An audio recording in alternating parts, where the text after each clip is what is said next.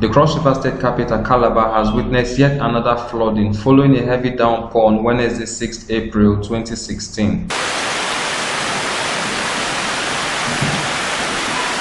The rain, which started at about 2 p.m. and ended few minutes before 4:30, flooded streets like Ndide Musangiso Road by Ravana, Goldie by Target, Ekpo Basi by Protect Gate, Watt Roundabout, and a host of others.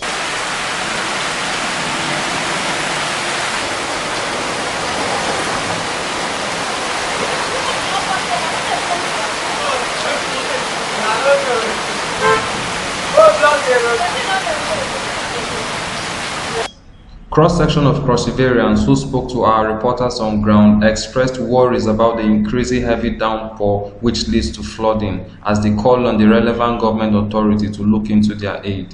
Achibong Jeremiah, Cross River Watch TV.